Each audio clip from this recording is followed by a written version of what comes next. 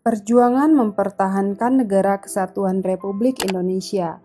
Video ini merupakan materi lanjutan dari bela negara dalam konteks Negara Kesatuan Republik Indonesia. Sejak proklamasi kemerdekaan 17 Agustus 1945, Indonesia berdiri dan menjadi komitmen seluruh bangsa Indonesia untuk menjadikan negara maju berdasarkan Pancasila dan UUD 1945. Komitmen tersebut ternyata menghadapi berbagai ancaman dan gangguan sehingga NKRI harus masih dipertahankan agar tetap utuh. Gangguan dan ancaman terhadap NKRI setelah proklamasi kemerdekaan berasal dari dalam negeri dan luar negeri. Di awal kemerdekaan, ancaman terhadap Indonesia itu sendiri adalah kedatangan Belanda ke Indonesia. Belanda sebagai salah satu anggota sekutu yang memenangkan Perang Dunia Kedua menyatakan berhak atas Indonesia karena sebelumnya mereka menjajah Indonesia. Mereka datang dengan membentuk Netherlands Civil Administration atau NICA dengan menumpang dalam Allied Force Netherlands East Indies atau AFNI. Terjadinya pertempuran di Surabaya diawali kedatangan atau mendaratnya Brigade 29 dari Divisi India ke-23 di bawah pimpinan Brigadir Malabi pada tanggal 25 Oktober 1945.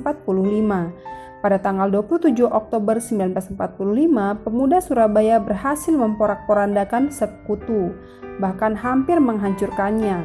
Kemudian untuk menyelesaikan insiden tersebut diadakan perundingan. Namun pada saat perundingan terjadi, insiden Jembatan Merah, Brigadir Malabi pun tewas. Tanggal 9 November 1945, tentara sekutu mengeluarkan ultimatum yang isinya agar para pemilik senjata menyerahkan senjata kepada sekutu sampai tanggal 10 November pukul 6.00. Ultimatum itu tidak dihiraukan oleh rakyat Surabaya. Akibatnya, pecahlah perang di Surabaya pada tanggal 10 November 1945. Pemuda Surabaya melakukan perlawanan dengan menyusun organisasi yang teratur di bawah komando Sungkono. Bung Tomo melalui radio pemberontakan mengobarkan semangat perlawanan pemuda Surabaya agar pantang menyerah kepada penjajah. Pertempuran ini merupakan pertempuran yang paling dahsyat yang menelan korban 15.000 orang. Peristiwa 10 November ini diperingati sebagai Hari Pahlawan oleh seluruh bangsa Indonesia.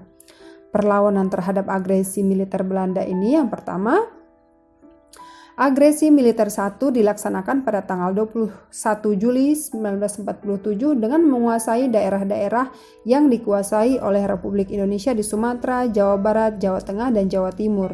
Indonesia mengadukan agresi militer ini ke masyarakat internasional dan akhirnya atas tekanan resolusi PBB akhirnya tercapai gencatan senjata. Agresi militer 2 dilakukan pada 19 Desember 1948 diawali serangan terhadap Yogyakarta, ibu kota Indonesia saat itu, serta penangkapan Soekarno, Muhammad Hatta, Syahrir, dan beberapa tokoh lainnya. Jatuhnya ibu kota negara ini menyebabkan dibentuknya pemerintah darurat Republik Indonesia di Sumatera yang dipimpin oleh Syarifuddin Prawiranegara. Setelah Yogyakarta dikuasai Belanda, perlawanan bangsa Indonesia merubah strategi dengan cara perang gerilya. Perlawanan bangsa Indonesia juga menggunakan strategi perang gerilya, yaitu perang dengan berpindah-pindah tempat. Sewaktu-waktu menyerang berbagai posisi tentara Belanda baik di jalan maupun di markasnya. Salah satu perang gerilya dipimpin oleh Jenderal Sudirman. Perjuangan melalui jalur diplomasi. Yang pertama, Perjanjian Linggarjati, yakni suatu perundingan antara Indonesia dan Belanda di Linggarjati, Jawa Barat pada 10-15 November 1946 yang menghasilkan persetujuan mengenai status kemerdekaan Indonesia. Indonesia diwakili oleh Sultan Syahrir. Hasil perundingan terdiri dari 17 pasal. Yang pertama, Belanda mengakui secara de facto wilayah RI yaitu Jawa, Sumatera, dan Madura. Yang kedua, Belanda harus meninggalkan wilayah RI paling lambat 1 Januari 1949. Yang ketiga, pihak Belanda dan Indonesia sepakat membentuk Negara Republik Indonesia Serikat atau RIS Dalam bentuk RIS, Indonesia harus tergabung dalam Commonwealth atau Persemakmuran Indonesia Belanda dengan mahkota negeri Belanda sebagai kepala Uni. Berikutnya Perjanjian Renville.